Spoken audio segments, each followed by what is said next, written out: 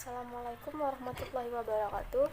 Saya dari kelompok 9 bersama Abang Fitri Hairani dan saya Dalsa Triasari akan menjelaskan tentang makalah kami yang berjudul Rukun Iman. Penjelasan yang pertama adalah rukun iman dalam Islam merupakan dasar atau pokok kepercayaan yang harus diyakini setiap muslim.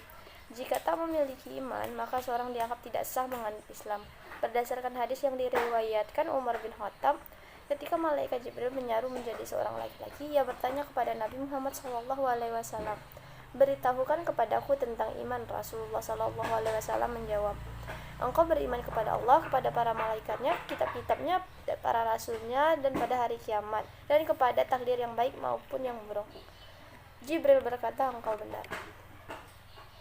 Hadis di atas menjelaskan 6 rukun iman yang mesti diyakini seorang sebagai muslim. Berikut: iman pada adanya Tuhan Allah yang Maha Esa, iman kepada adanya malaikat Allah Subhanahu wa taala, iman pada adanya kitab-kitab Allah Subhanahu wa taala, iman kepada adanya rasul-rasul Allah Subhanahu wa taala, iman pada adanya hari kiamat, iman pada qadar dan qadar, adanya takdir dan baik dan buruk ciptaan Allah Subhanahu wa taala. Dalam buku Rukun Iman, Huda Rahman menjelaskan bahwa iman menjadi sah ketika dilakukan dalam 3 hal, yaitu iman yang diyakini dalam hati, kemudian diikrarkan dengan lisan, dan diamalkan oleh anggota badan. Penjelasan kedua adalah tentang 3 aspek rukun iman dalam Islam beserta dalil naklinya. Iman kepada Allah Subhanahu wa taala. Iman kepada Allah Subhanahu wa taala dilakukan mempercayai dan meyakini bahwa Allah itu benar-benar ada, kendati seorang tidak pernah melihat wujudnya atau mendengar suaranya. Untuk beriman kepadanya, seorang muslim harus mengetahui sifat-sifatnya, baik itu sifat-sifat wajib, jaiz, atau mungkin, atau dapat juga dilakukan dengan mengenal 99 Asmaul Husna yang tertuang dalam Al-Quran atau hadis. Wa ilahukum illahum wahidun, la ilaha illa huwar rahmanur rahim. Artinya, dan Tuhan itu Tuhan yang Maha Esa, tidak ada Tuhan selain Dia yang Maha Pemurah dan Maha Penyayang. Quran Surat Al-Baqarah ayat 163. Yang kedua, iman kepada malaikat Allah Subhanahu wa taala. Iman kepada malaikat Allah Subhanahu wa taala dilakukan dengan mempercayai bahwa malaikat itu benar-benar ada. Seorang muslim mesti meyakini adanya malaikat kendati tidak pernah melihat wujudnya, mendengar suaranya, atau bahkan menyentuh zatnya. Perintah mengimani malaikat ini tertera dalam Al-Quran Surah Al-Baqarah ayat 285, yang artinya semua beriman kepada Allah, malaikat-malaikatnya, kitab-kitabnya, dan rasul-rasulnya. Quran Surah Al-Baqarah ayat 285. Terdapat pula dalil nakli yang berhubungan dengan iman kepada malaikat Allah yang terdapat pada Surah An-Nisa ayat 136 yang berbunyi, Bismillahirrahmanirrahim. Ya ayyuhalladzina aminu billahi wa rasulihi wal kitabil ladzi nazzala ala rasulihi wal kitabil ladzi anzala min qabl wa may yaghfir billahi wa malaikatihi wa kutubihi wa rusulihi wal yawmil akhir faqad dhalla dhalalan ba'ida. Sadaqallahul azim. Yang artinya, wahai orang-orang yang beriman, tetaplah beriman kepada Allah dan Rasulnya, dan kepada kitab yang Allah turunkan kepada Rasulnya, serta kitab yang Allah turunkan sebelumnya.